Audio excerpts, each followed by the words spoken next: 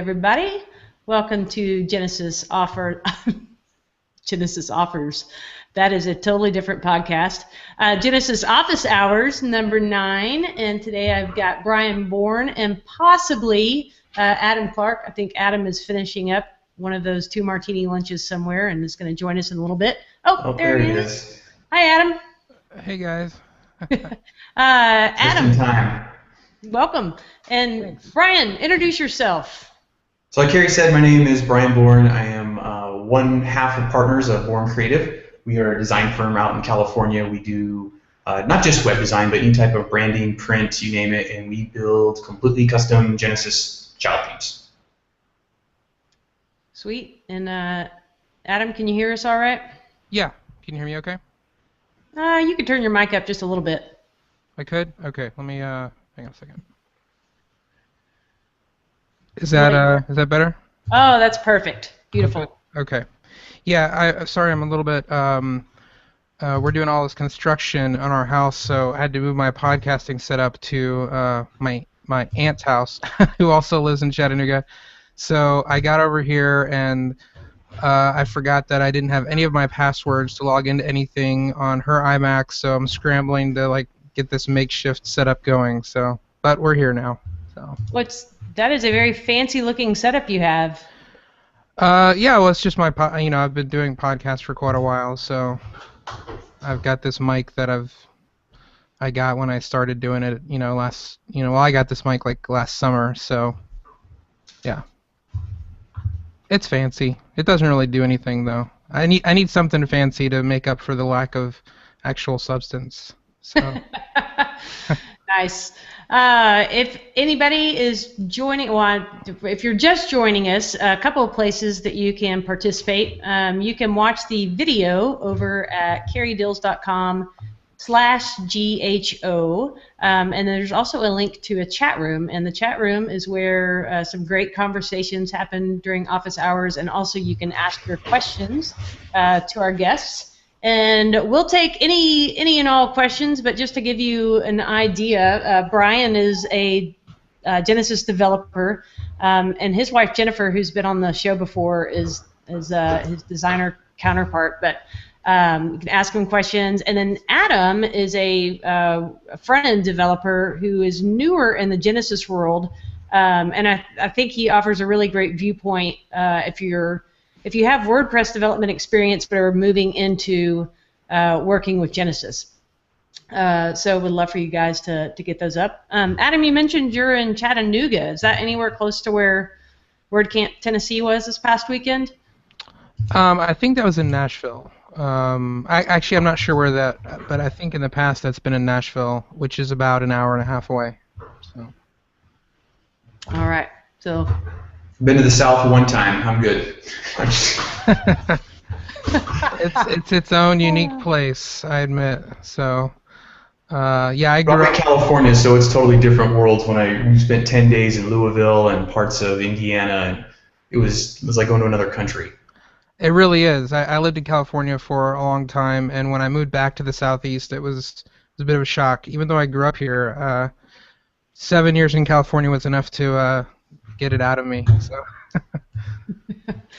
Well, who's sad that they're not at Authority 2014? Oh, I definitely am. I talked to Jen last night. She's there. She went. That's why Carrie got me on here, because Jen probably wasn't available for round 2. Did she scrape the bottom of the barrel?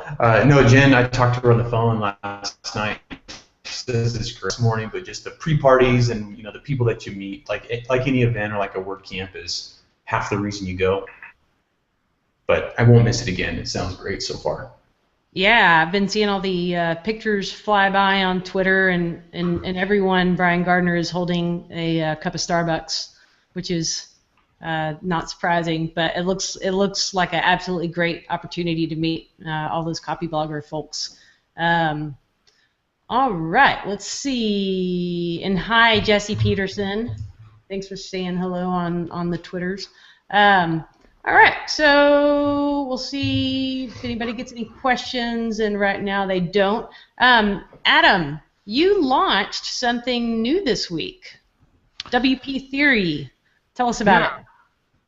Yeah, so I have wanted to try to productize client services for a long time, and I could never really figure out a great way to do that. And I have a buddy who has he kind of productized his design services a little bit, and the concept was he would design your iPhone app in a day, and he had this whole process, and we were talking about it, and I was like, man, I wish I could do something like that, but you can't build, like, I'm a developer, and you can't really build anything in a day, so I couldn't figure out what angle to take on it, and then I had the idea for the WordPress theme customization, and it just kind of sort of snowballed from there, and I ended up launching it on Tuesday, which was really fast. But the basic idea is, I have a lot of clients who, they don't have the budget to work with, full custom, design package or whatever, and they want to go the WordPress theme route, but they want something a little more customized than just a theme. And the other part of it is they don't really want to deal with it themselves, or they don't know how to deal with it themselves. So the whole concept is client picking a theme, and we will customize it to their brand, upload all their content, get them set up on hosting, basically get the whole thing live in a day. So I feel like that was kind of a unique proposition, and yeah, we'll see what happens with it. Cool. Well, wishing you good things with that. I was impressed that you got that off the ground so quickly and looking so nice. So that's a good automatic testimony that you can deliver on what you say you can. If I don't do it fast, then it'll never happen. So I have to. If I don't give myself a super fast deadline, then it will languish for months in side project hell, basically. So. Or side project purgatory, I guess, is more accurate. I think there are levels of that. Right. Brian, a question for you. How did you get your start in developing? That's a good question. So I actually got started on the SEO and analytics side of this business. Learning the technical SEO, which I still consider to be kind of an art and a science of itself, and then the analytics. Went to multiple conferences and things on, down in Silicon Valley about analytics and SEO. And the more that I did it and did it for clients, that I realized that I hated it, and I liked the development side of it much, much more, and made that transition. But the good thing, that background was great to learn for when we're doing the strategic consulting part of a project before it ever begins, whether we're inheriting someone else's site and we're designing around their existing data, or we're launching a brand new site and building it around with future data analysis concerns and the technical side of SEO, which kind of segues into one of the reasons why we remain devout Genesis fans and developers, is because their commitment to excellent markup. And then with the Genesis 2.0 that came out, was about this time last year, with the HTML5 and the schema integration, it's a fantastic product to build on. Cool. Go ahead. No, I'm done. He's finished, ladies and gentlemen.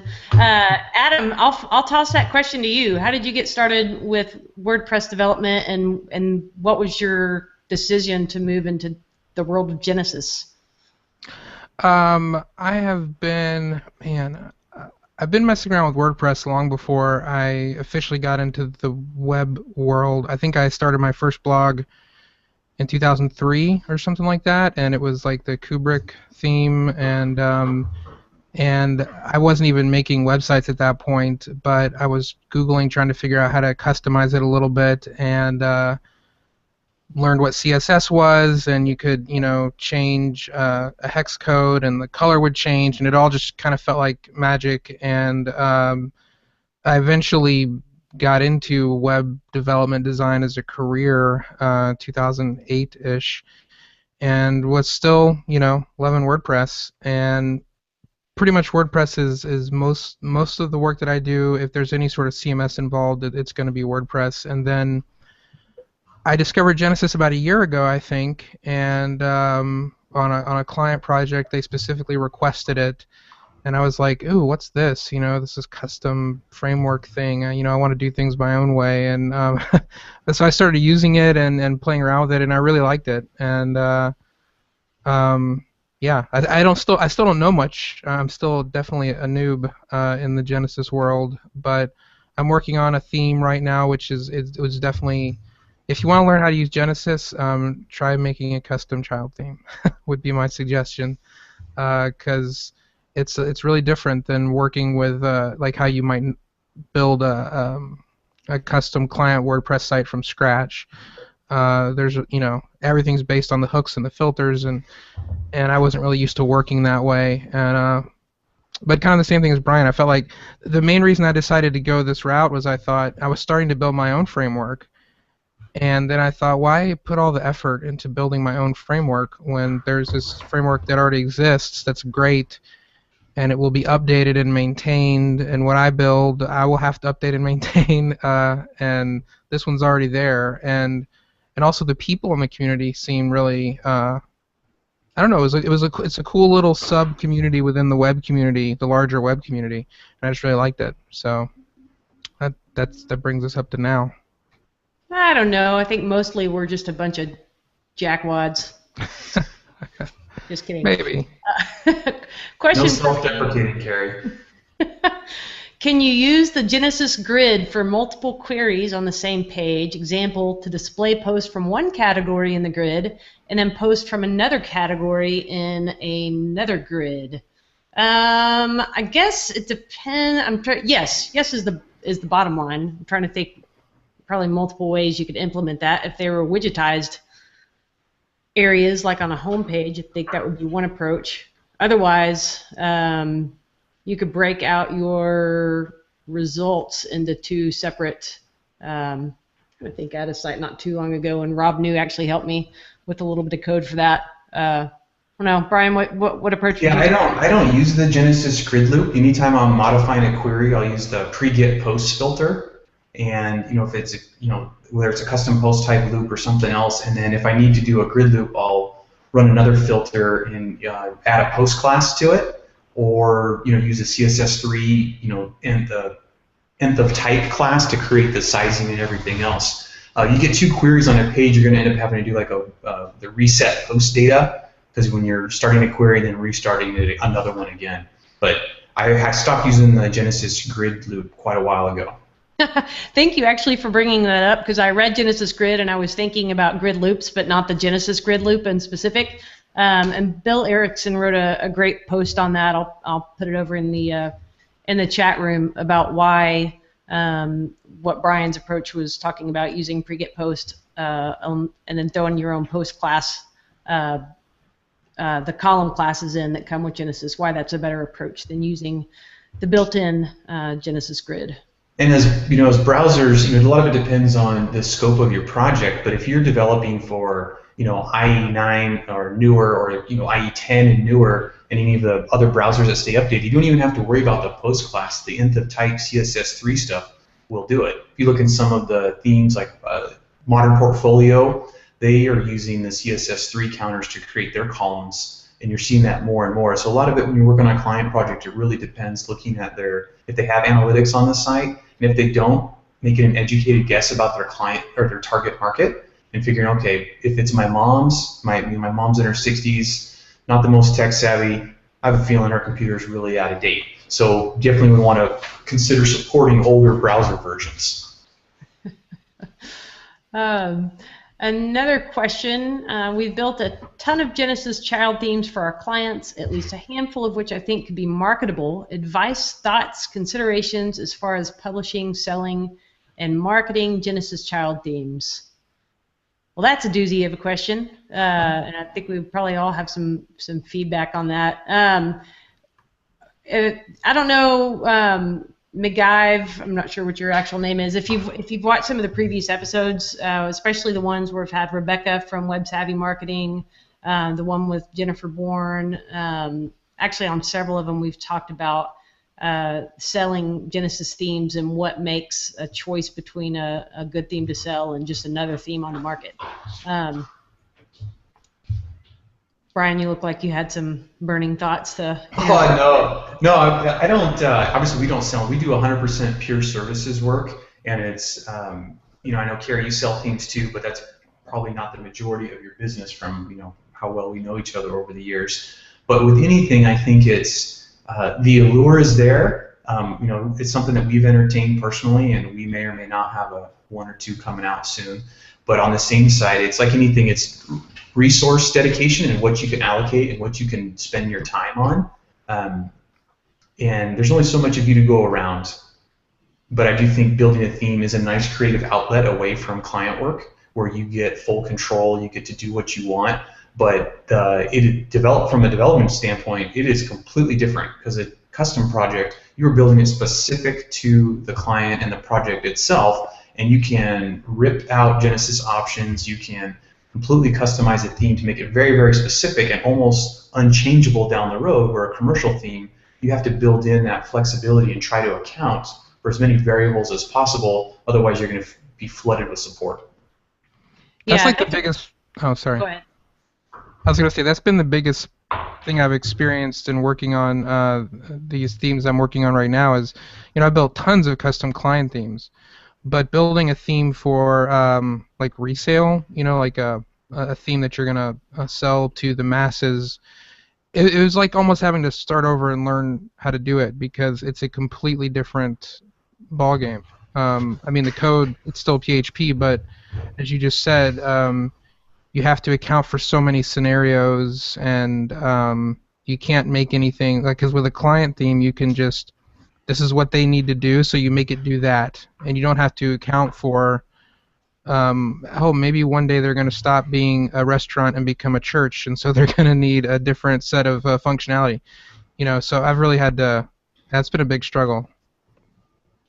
Yeah, great points from both of you, and I think the level of, like Brian said, the flexibility that needs to be built into a marketplace theme is completely different from what you would do for an individual project. So it may be possible to take some of those themes that you've already done and retrofit them for something that you could sell.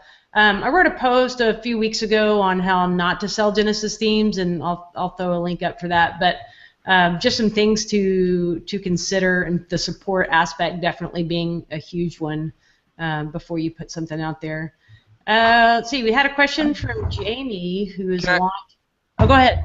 I was going to say one more thing on that. One thing, too, about selling themes, and I'm saying this as someone who actually has never sold a theme, but I've thought about it a lot, and I feel like if you want to get into the theme market, and have some sort of success, like the best way to start that is to pick a niche, pick a vertical, like restaurants or churches or freelancers, pick something ultra specific, and bloggers, whatever, and make a theme for that, and rather than try to make a theme that is just can be all things to all people. I feel like you're gonna have a lot more success if you pick a very specific a vertical and build a theme for that audience, and make it an opinionated theme. It's intended to be used in that way and not in any other way. The people that I've seen that have had the most success have done it that way. That's how I'm going about it, even though I'm not finished yet. Well, that's actually a perfect segue to Jamie's question about a service, niching it down into a very specific segment of people, and she's talking about therapists and counselors and identifying with them, and what advice would you have for developing a niche business?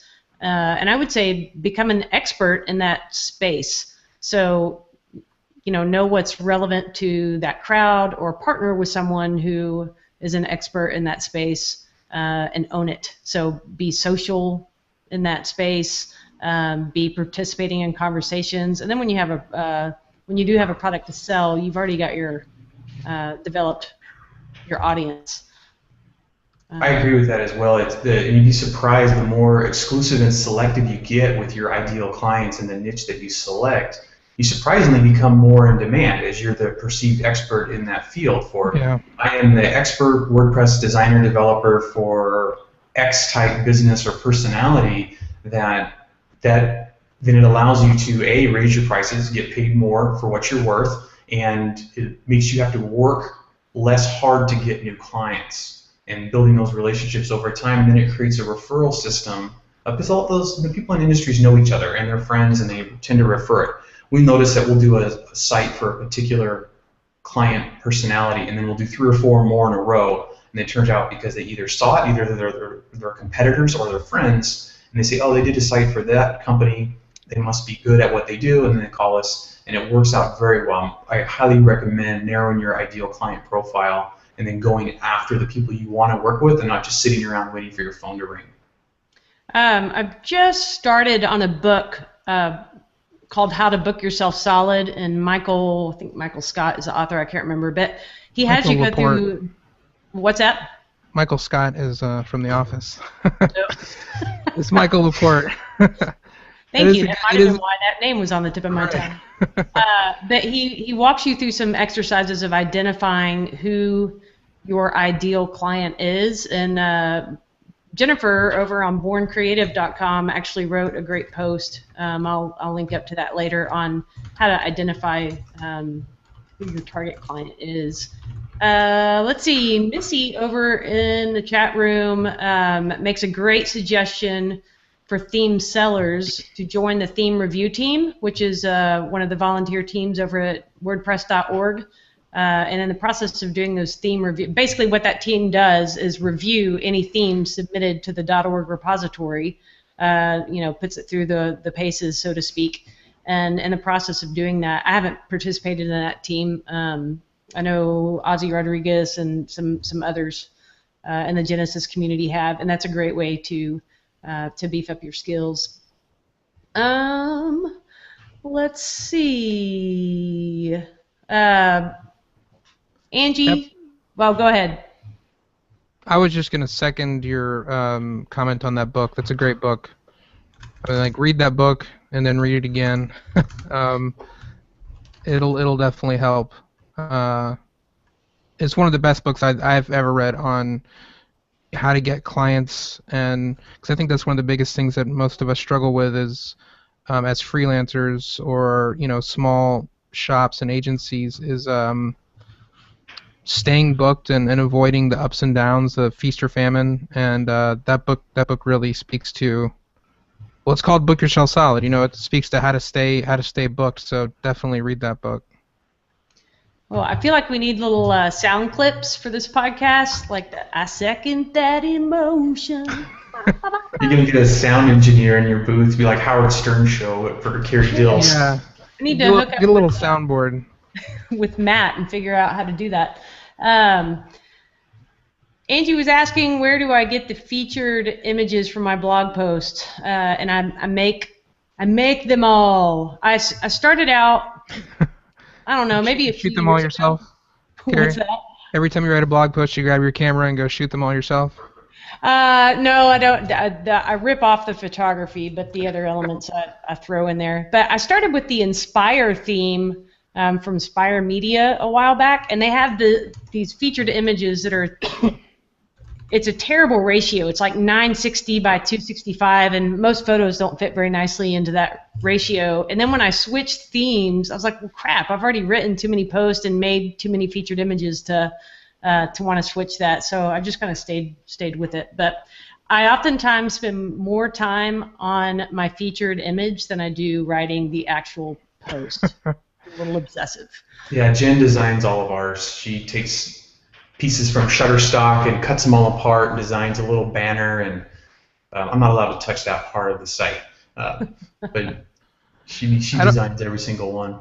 I don't do images at all. Maybe that's why no one reads my blog. So I guess there's theory behind, have images, but yeah, I don't do images. It's just a lot of time to, well, I also don't write nearly as much as you guys do, so I aspire to, but I never get around to it. Well, just do it. Do you have any? I'd be really curious to know, like with your blogs and stuff, any sort of regarding the featured image stuff. Have you ever done any testing, or is it just something you guys have always done? Do you know if having the featured image, the stuff there, creates more engagement, gets more people to read your posts? I haven't never done any actual research. It'd be one of those things that's it would be a good test to look at, but we've always added images in every single post, so we don't have anything to test it against. Yeah. Yeah, Yeah, I was just I haven't curious. either. I signed up for an Optimizely account to try and run some A/B testing on my site, and I'm always last in line when it comes to client work and getting work done on my own site. So it's just I've kind of neglected that, but that would be interesting to see. Yeah. Sometimes Uh, I wonder how much. Yeah, I don't know. It's an interesting thing. Like my main company website, Bottle Rocket Creative, is just a splash page. It's always only ever been a splash page, and I've been in business for 5 years. I don't even have a portfolio online, and I'm a web designer. So it's sometimes it makes you wonder how much of this stuff that I spend time obsessing over really actually matters. So maybe I would have better clients if I had a portfolio. I don't know, but it's an interesting thought. I my experience is I pour energy into content for SEO purposes. It Yeah. generates a lot of leads. Other than that, I don't know that. I mean, I don't know that my portfolio is turning anybody from, hey, I'd never hire her to, oh, look, she did that. I'm going to hire her. No, I don't think you're going to get a sale based on that alone, but it definitely needs to be there to reinforce what you do. Whether they Sure. come in through a blog post or referral or social media, they're going to click through your main level pages. And as a creative company or a developer, you should have some form of portfolio. And Yeah. if you're under NDA or you're working as a subcontractor, it's understandable you can't use your employers or your clients' work in your portfolio, but you can at least write about it and anonymize it, write about what you did and keep their data secure, at least showing your thought process. I know I've seen a lot of designers post that besides just the actual visual images and screenshots of the project, they wrote about what they did, and that kind of showed their thought process behind it and this Yeah. problem solving that went into the project. And especially with WordPress nowadays, if you're building custom admins or custom post types to handle it, those aren't always apparent from just screenshots, and writing posts about that is a great way to show your Yeah. competence level and say, hey, I am the person for your job. And that was not going to make or break the project. All you're trying to do is get them to fill out your contact form and book some time with you and get them Yeah. on the phone. Ultimately, your skills on the phone are what's going to close that deal. Yeah, I totally agree. I wouldn't. I'm not recommending you don't have a portfolio. I think you should definitely have one. It's kind of a cobbler's children situation with me, but yeah, and writing blog posts, case studies, I think is super super useful. That has always anytime I've hired someone, it has always been the people like you, Carrie, Brian, people who write about their work, because it's a big difference between just throwing up a JPEG and saying, look at this thing I designed. I would rather read an article and not see the JPEG personally, and see the thought process behind it is going to make me want to hire you a lot more. Yeah, and again, it depends on your work and whether or not how a portfolio would adequately represent what it is you do. I had a friend in the WordPress community was redesigning his site over these last few weeks, and he showed his first go-round, and I know he is freaking brilliant. And if you ever needed somebody to make random APIs talk together and bust out some custom functionality, this is the guy you'd want to call. But when I went and looked at his website, I was like, like those sites from just visually are hideous.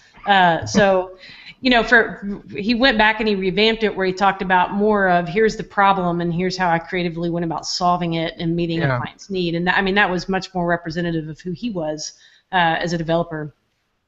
But good question, good discussion there. Rob New wants to know about how you can blog more frequently. I think Ass in Rob's the trolling. chair. Go back to bed, Rob. I think you're trolling.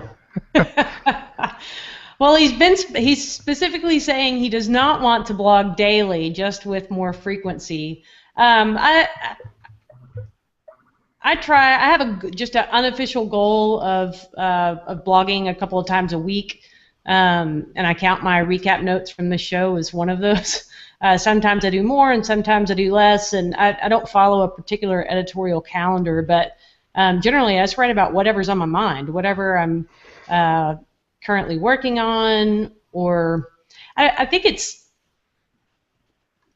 people may think that there's already a jillion WordPress tutorials, or why do we need one more article on how to do X, Y, or Z? But I think when you write from your perspective, where you're coming from in your own learning journey and how you're trying different things out, that's unique. That's unique to you. So go ahead and write it. It doesn't have to be some epic tome, but. Yeah, I agree. Especially from the development side, at the end of the day, code is a linear process. It either works or it doesn't. Especially with, there are quote unquote multiple ways to do things, but at the end of the day, it's all doing the same thing. The differentiating point you have to make is your point of view, your perspective. Your clients are hiring you for your point of view and your perspective on their project and how you're going to solve it. And that may be, how you talk to them. It might be how you write posts. I definitely agree. Don't be afraid to not write something because, somebody else already wrote that. Yeah, but put your own spin on it. Put how you applied it in the real world, and that makes an interesting article for your peers to read and potential customers. Agreed. So, Adam, you've mentioned to me that you're thinking about starting to blog. What's your... Yeah, I'm going to do a blog with WP Theory. I feel like, well, first of all, I love WordPress and I love code. I've always wanted to write about that kind of stuff, personally. But I've never felt like I really had a place to do it, which is just an excuse, really. But it was enough of an excuse to keep me from doing it at the time. But so I feel like this is the perfect opportunity to... The other part of me, though, is like another WordPress blog, really. There's a million of them now. But I do agree with what you're saying, Brian, is like, I would have my own voice, my own things I would bring to it. And the thing I always have to remember is, whenever I start feeling like everything I'm doing is a Me Too thing, another WordPress blog, another thing that everyone else has already done, is that I'm not writing for my peers. I'm writing for the people behind me. There's always people behind you. So even if you don't think you have anything to say, there are people who don't know what you know. And someone gave me some advice. A good friend of mine, Alan Branch, gave me some advice a while back. He was like, write to yourself 2 or 3 years ago. Write every article as if you were writing it to yourself 3 years ago. What would you, what you didn't know then, and like you're teaching yourself, and that really helped me get over that hurdle of feeling like, well, everyone's already, we don't need another article about this. What should I write about? So yeah, Carrie, I don't know if that was an answer to a question. It's all good. A ramble, but I'm great at giving advice on things that I personally don't do. So, Do as I say, not as I do. Exactly. Yeah. One of my favorite quotes is from Alice in Wonderland, where she says, "I often give myself excellent advice, and I seldom take it." Right.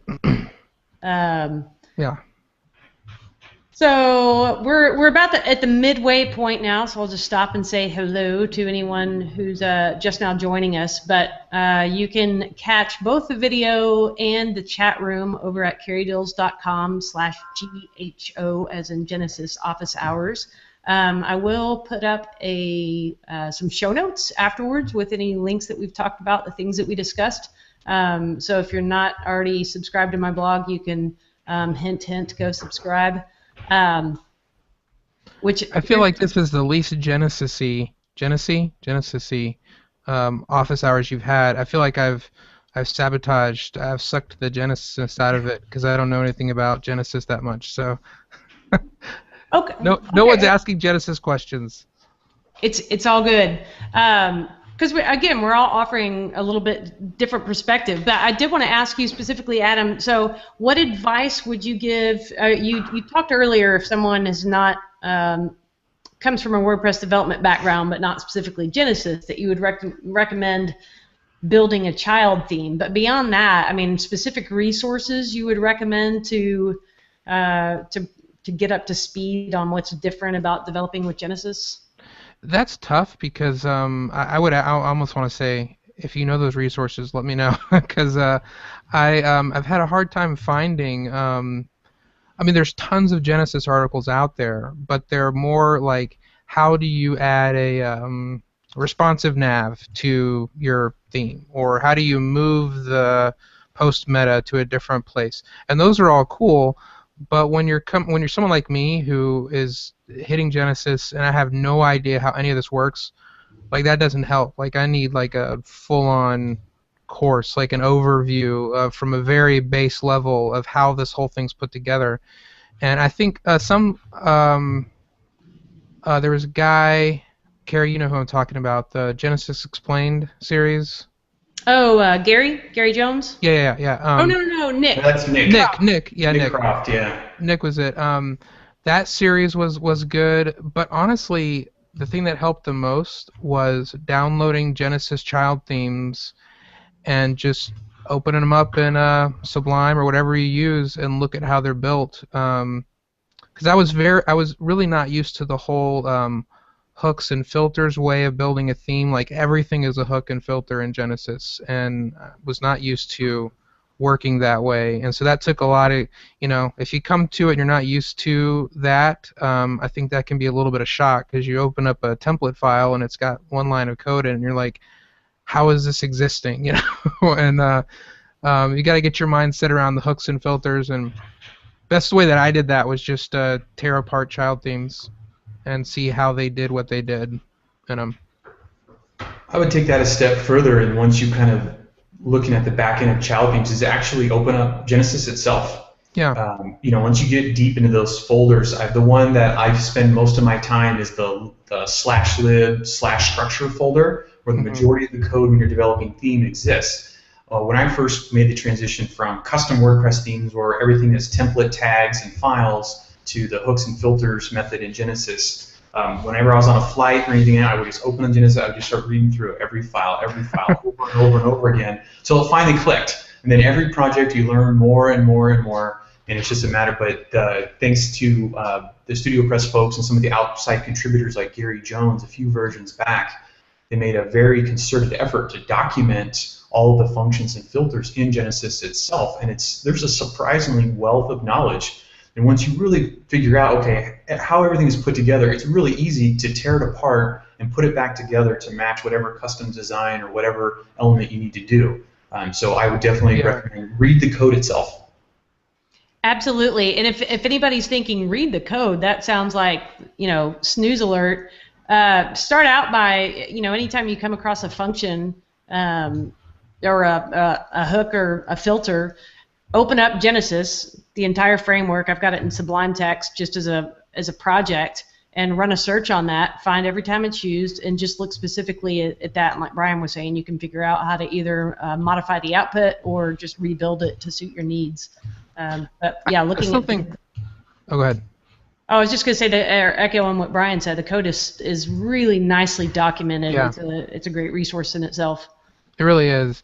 I still think I haven't found one. If anyone knows one, please let me know. I'd be very interested in finding a.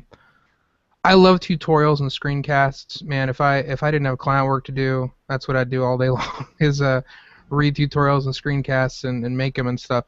I'd still feel like there's tremendous need out there for like a Genesis, like what Nick was doing with Genesis Explained, but now with 2.0.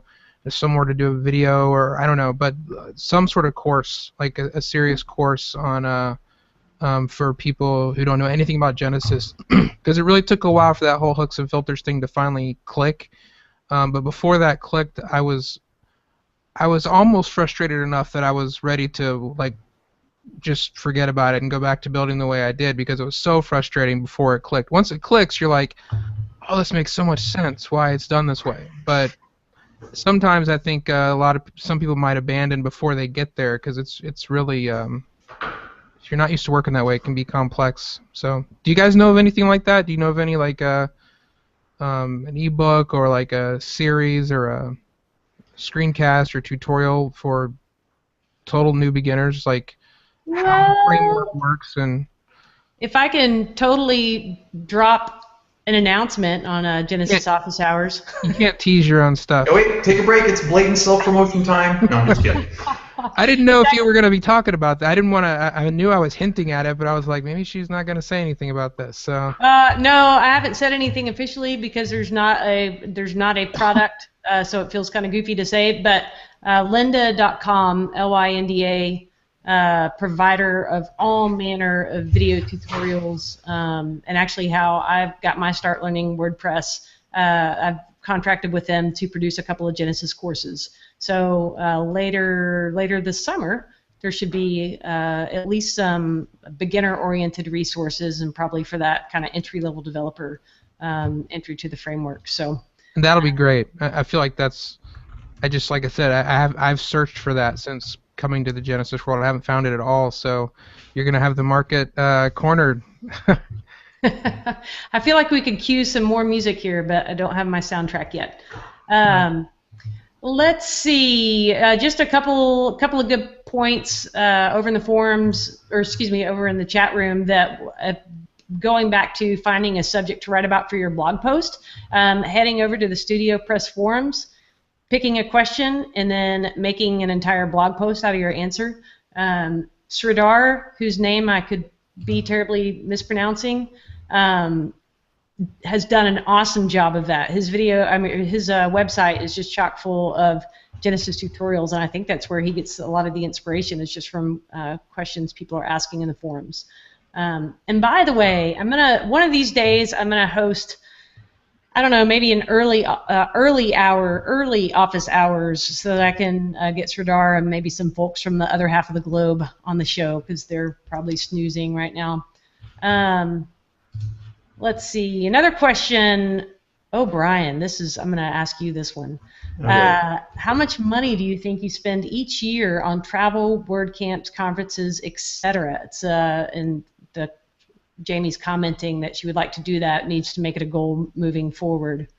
So for us, there's two of us that there's me and Jen, so we have two people's worth of travel expenses. I don't look at them as expenses for one. I look at it as part of the cost of doing business and an investment. Like I had the pleasure to meet Carrie in person at WordCamp before, and half the people in my network have been people that I've cultivated introductory relationships through social media, and then have had the chance to reinforce them through different events. And in my mind, as awesome as the tech world is, video chats and Twitter and Skype or whatever, nothing can beat or replace that face-to-face time and those conversations that you get and hallway discussions at events. So we do spend a significant amount. I can tell you the exact number from last year, but I think between the two of us, we very easily budget in $10,000 a year minimum in travel.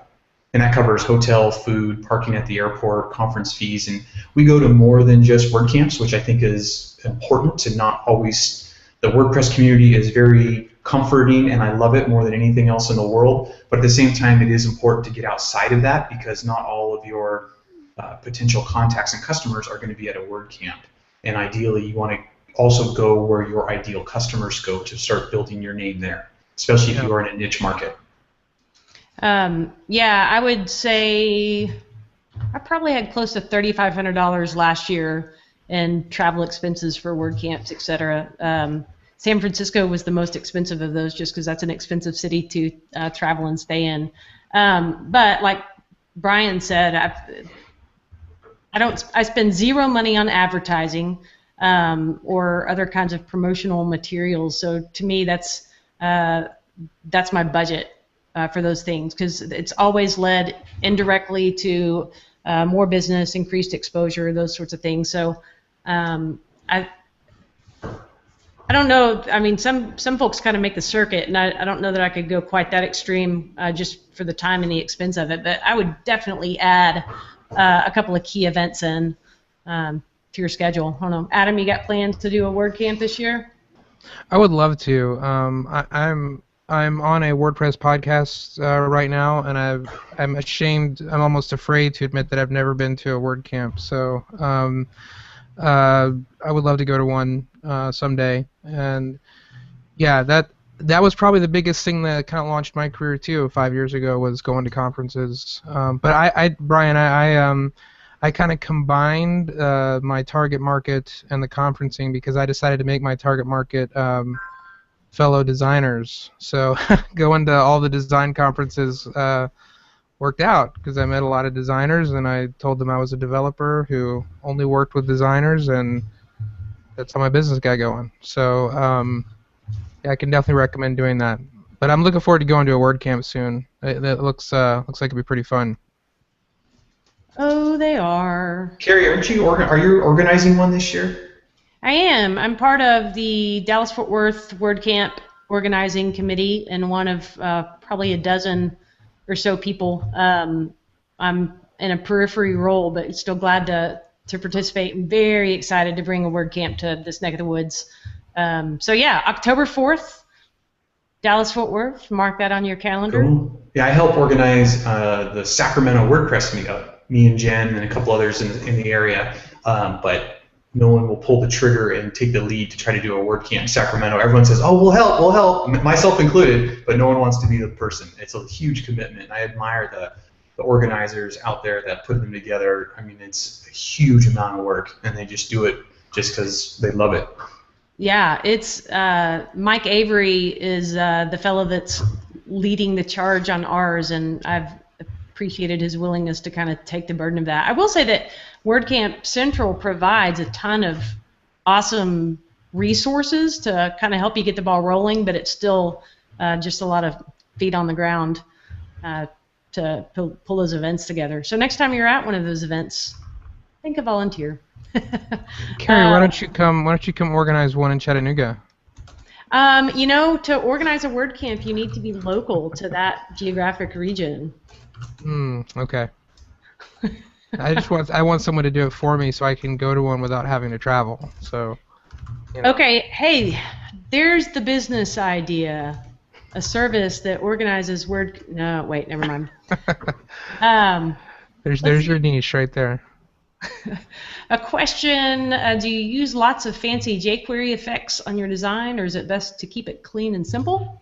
I'm sort of minimal. There's some jQuery going on, possibly if the site's got a backstretch image, and then for the mobile navigation, that's about it. I don't know, Brian, what about you guys? Yeah, it depends on the project. I always like to think of myself of, who are we building this for? Are we building it for ourselves, which is never? Are we building it for our clients? No, we're building it for our clients' customers, and try to always keep that in mind. And we like to make our sites as focused as possible. That's not saying we don't use the same thing. We use it on the mobile nav solution. I actually forked Ozzy's, who's in the chat room right now, his menu solution and kind of made it my own, and a couple other options. And a lot of it depends on the project. Like we have a site for an iOS app, and that one we do a little, design crazy on it, and we use smooth scroll to all these different points, hidden menus that come in on click, and a jQuery menu. So a lot of it really depends on the project and what the target market is expecting. I mean, if it's an informational site for a lawyer's office and you try to go too crazy on it, it's going to not fit the demographic that the site is supposed to attract, and you risk potentially doing it. And then if they don't have some form of ongoing maintenance relationship with your client, the more complex you make a site, the harder it is for them to maintain it. And one of the whole goals of WordPress is to make publishing easy and maybe possibly fun. Agreed. Adam, you have agreed as well. Yeah, not really. It just depends on the client and the project. I tend to be kind of minimal myself, and yeah, it just completely depends on the project. I did a project last year that was was almost 2 years ago, and it was so much animation and movement. I mean, my JavaScript files had more lines of code than my CSS did. It was insane. And then there's projects that just don't really require much of it at all. So it's not like a good or bad situation, like do it or don't do it. It's just whether or not you need it, what you're trying to accomplish. Adam, your audio and video is not entirely synced, so watching you is kind of like watching a kung fu film translated to English. Really? That's awesome. Yeah, terrible. I like it.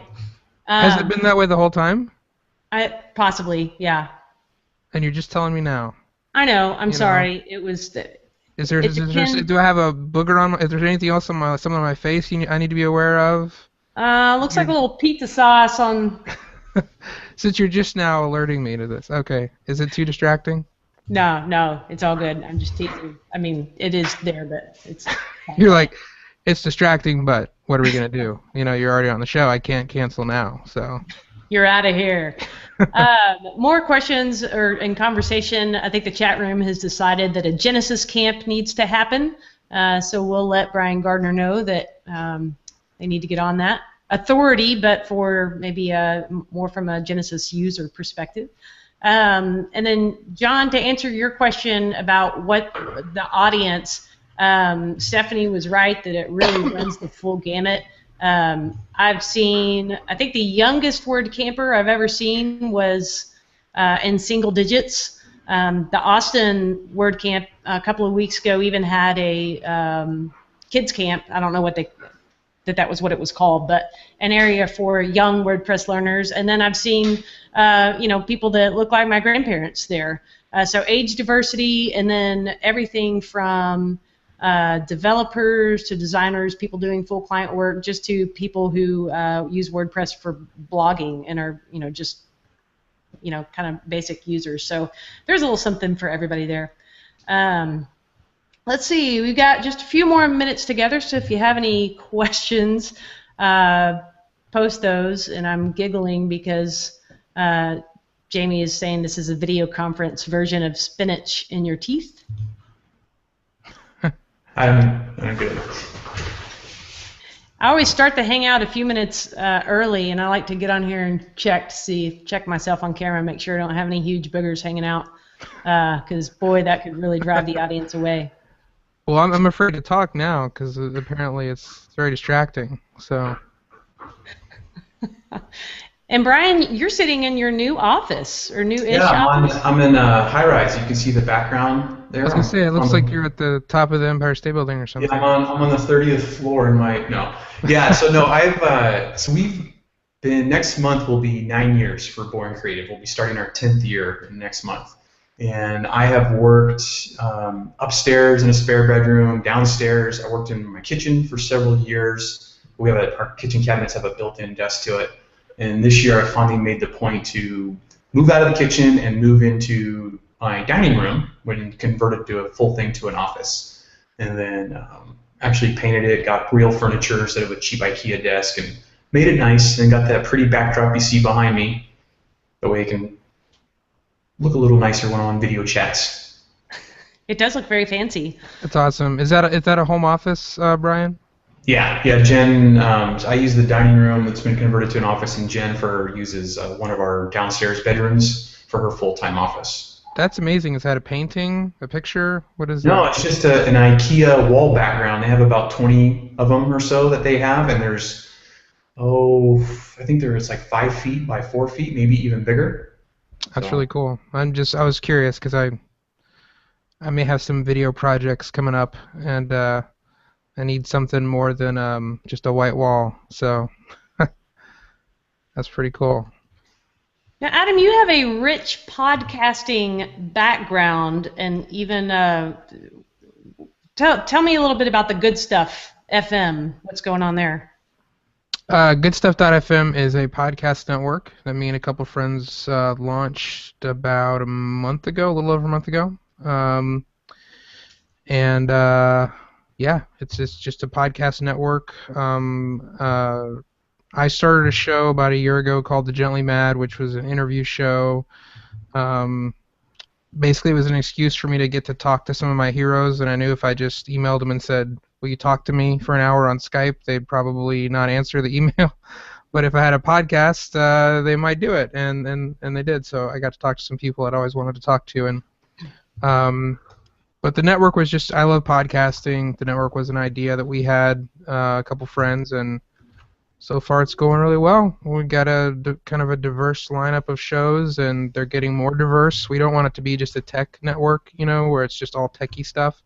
So we're getting there slowly. It's kind of started out as like a lot of geek shows, but we're adding more and more that are not just for web nerds. So cool. We'll check it out. It's fun.